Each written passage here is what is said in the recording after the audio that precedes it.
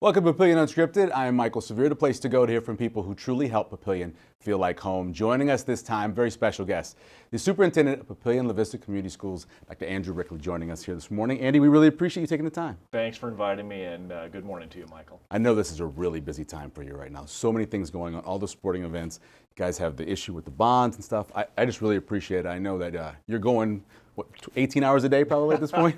It's always a busy time, but the first semester, the fall semester, is so full of breaks, sporting events, activities, athletics. It's just a really fun time of year.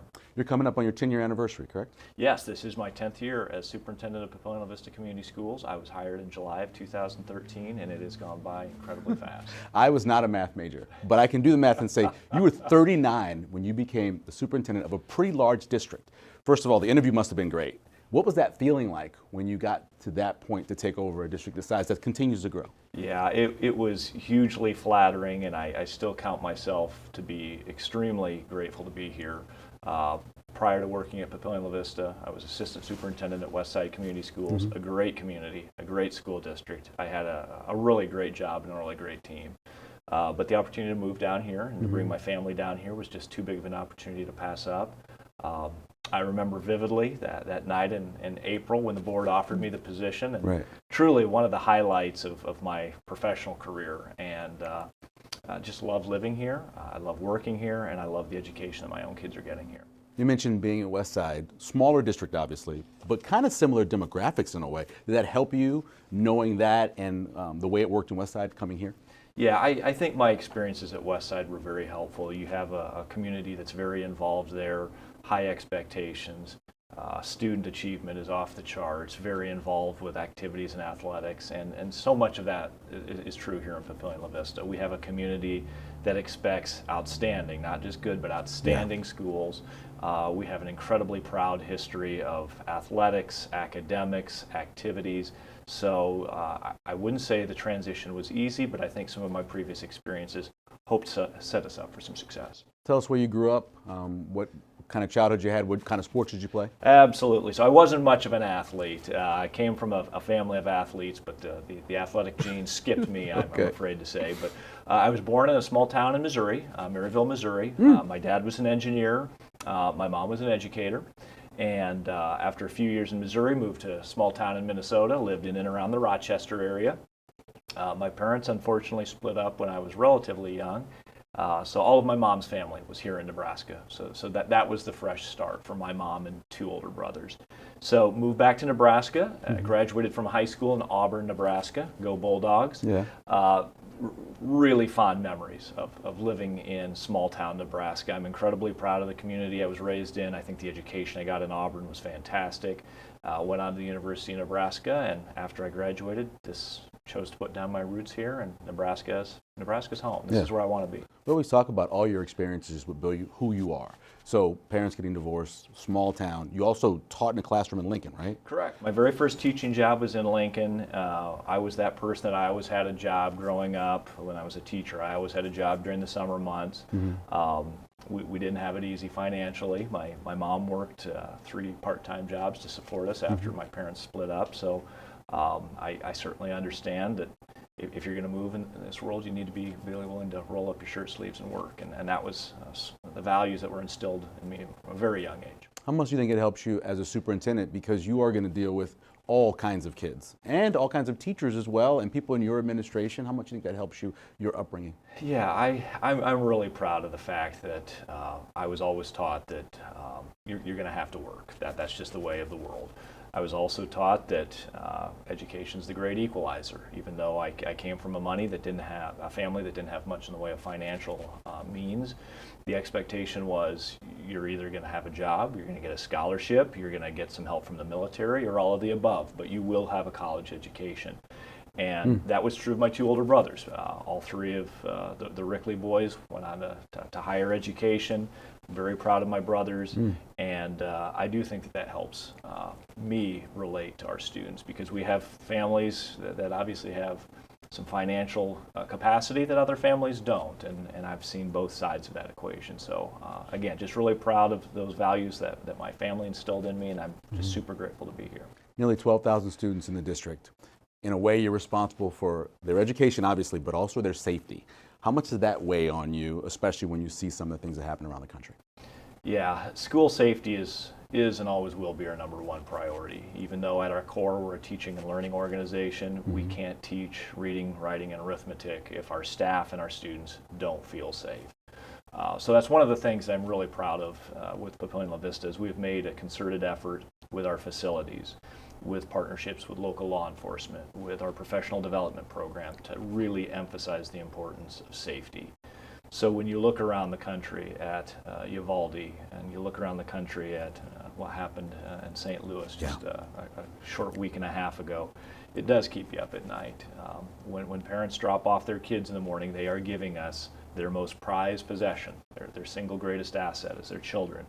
And we take that responsibility very seriously. I think I was an education reporter for a number of years, and I covered a couple school shootings in Pearl, Mississippi, in Arkansas. And I remember those superintendents all saying the same thing. I didn't think this could happen here. To know that it could is important, right? That allows you to do some of the preventive things. I know you guys are doing that in the bond issue, making the schools safer. It helps you to know that it could happen here, so you're prepared. Correct. Unfortunately, we have examples that are very close to home with Millard several years ago, and we've seen mass shootings when you look at the Von Maur situation. So it could happen here, unfortunately. It can happen anywhere.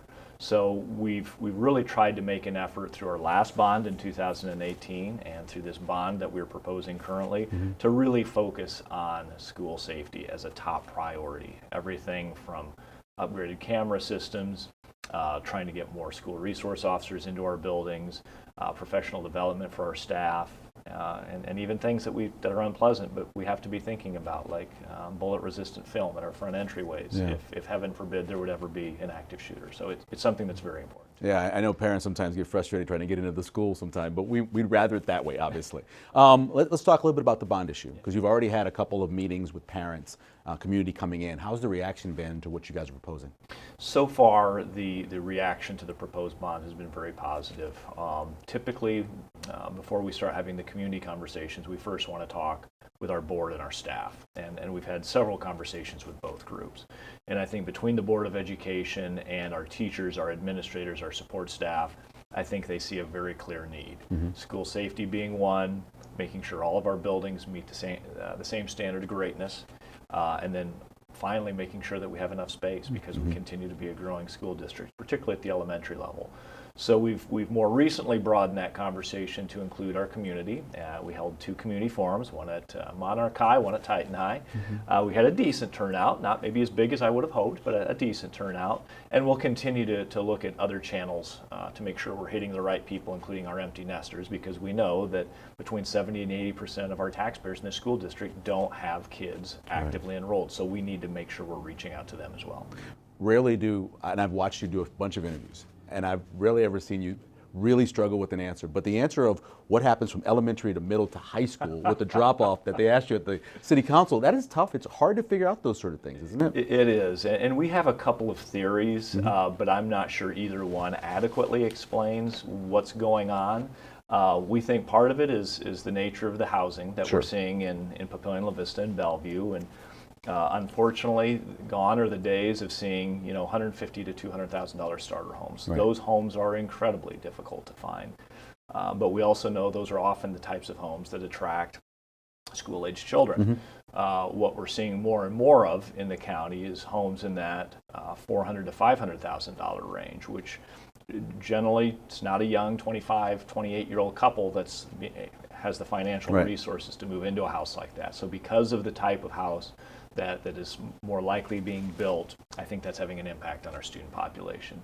We also know that we've tried to be pretty aggressive with our option enrollment program. That is, if you want to move into the Papillion-La Vista Community Schools from an outside district in which you do not reside, if you wanted to come in from Bennington or West Side or Papillion, we've tried to be pretty aggressive in limiting those outside numbers so that we could really focus on our resident population. But we think that's part of the reason why our population growth has maybe slowed a little bit too, is because we have been so diligent about keeping kids from the outside outside. But that's something we will continue to revisit in future years. I mentioned earlier how your upbringing and everything kind of helped you along and things that you do. None of us were prepared for the pandemic and everything we had to deal with. How do you think the district did? You look back on how you handled it. How do you think you guys did? Yeah, I'm very, very proud of the fact that Papillion-La Vista kept its doors open the entire time during the pandemic. In fact, I'm very proud of the entire state of Nebraska for keeping its doors open. We were one of a handful of states that never really sent the majority of our kids into remote learning. I'm proud of the fact that we offered a remote learning program for a short amount of time, and what we saw with our remote learning was what we had suspected, and that is the kids did not achieve at the level of the kids who were in school face-to-face. So that was probably our single greatest learning, our single greatest aha, was that education at its core is a relationship business, and it's really hard to replicate those relationships in a remote environment, in a Zoom call, for example. So I'm very proud that we were able to stay open. Were there some things as a school district that I wish we would have done different? There are. Hindsight's always 20/20, and we did see some divide in our community over a number of things, from mask mandates to hosting vaccine clinics. I think we did the very best that we could with the information we had at hand. Certainly didn't make perfect decisions, but I feel that we made really good decisions, and I'm very proud we were able to keep our doors open. Yeah, I've seen some studies looking at those kids, both who are remote learning and just were dealing with the pandemic, and it's been tougher on a lot of them, grade-wise, emotionally. Is that something that counselors look for, your teachers look for throughout, especially the middle school age now? Absolutely. We tracked at least 2 or 3 different metrics throughout the pandemic, and we've done it before and since, but we were really paying particular attention to them during those 2.5 years. We were looking at academic indicators, standardized test scores, graduation rates, things of that nature. But we were also looking at soft measures like things related to mental health. We know that mental health was a huge issue for our students prior to the pandemic, and the pandemic has amplified that. So what we're really trying to spend a lot of time doing right now is not only focusing on the academic slide that we know occurred with some of our students, but making sure we're supporting the mental health needs of our staff and our kids. You have a unique challenge, because if you do something to one high school, the other high school says, we want that too. How do you balance that? I know some of that stuff's in the bond issue, trying to catch a school up, but how's that? Yeah, we are blessed with 2 outstanding high schools, 2 outstanding facilities. I would send my own children to either building and wouldn't think twice about it. They're just both that good. But when you have 2 high schools, it does create challenges. Right. We try not to talk a lot about equality or equity, because one of the things we've found is that both of those terms are they're seen through the eye of the beholder. And when what I perceive as equitable is maybe very different than what someone else in a different part of the school district sees as equitable. Sure. So what we've really tried to focus on, rather than talking about fair is fair, equal is equal, is opportunities for kids. For example, when we built that turf room at Papillion-La Vista South, the PE classroom, it's built with a very specific purpose in mind, and that was to serve our NJROTC program, a program that just we don't have at Monarch, though we do have Monarch students that attend that program. But what we found since that turf room opened is it did create other opportunities, not just for the NJROTC program, but for other student groups. For example, flags, dance, athletics, weights, conditioning. And what we have spent a lot of time talking about is, if that's created opportunities for our students at South, we want to create those same opportunities for our students at Monarch, and that's part of what we're trying to do with the bond. My wife's a therapist, and she's works with a lot of teenage kids, and she talks about how much they do, whether it's school, spirit club, choir, whatever else. Do you get concerned about that at all? Because there are a lot of, and I know it's up to the parents, but they take on so much. It's so overwhelming. Sometimes, there's a burnout chance there. What do you think about that? Yeah, it's something we're very mindful of. And on one hand, we know that there is a link between students that have involvement in activities, in athletics, in extracurriculars, in academic success and future success in life. So if we can build a connection with a child and something outside of strictly academics, we know that that's going to yield positive results. On the other hand, I think when you look at athletics and activities, they tend to be starting at an ever earlier age. Oh, yeah. And the seasons tend to be longer and longer, and in some cases we're seeing kids train year-round for certain activities. And on one hand, that's great. We love to see kids involved, moving their bodies, being fit. These are all positive things, but we have to balance that against the reality that they are kids, and that the vast majority of our kids will not go on and play college athletics, for example. They certainly won't go on to play professional athletics. Right. So finding that balance between healthy outlets for our kids without burning them out too early. Yeah, and it's great for the college resume. I know that I have a kid getting ready to do that now, and having all that stuff is good for it. Let me ask you this. So you look ahead to, say, 2030. I think the estimation is about 35,000. We're talking about now with the sewer expansion project, maybe 90,000 at some point in Sarpy County alone. When are we going to need a third high school? Yeah, we're going to need a third high school. The question is when. We knew that with the growth rates being what they are, that the blocks of land would disappear quickly. So I'm very proud of the board for moving ahead and purchasing the land. We purchased about 86 acres just south of 72nd 370. So we have the land. We know exactly where that third high school will go when the board and the community approve it. I think when you look at our current growth rates, I think we're probably minimally 5 years out, probably 10. With the last bond in 2018, we added 20 classrooms to Monarch, we added 20 classrooms to Titan.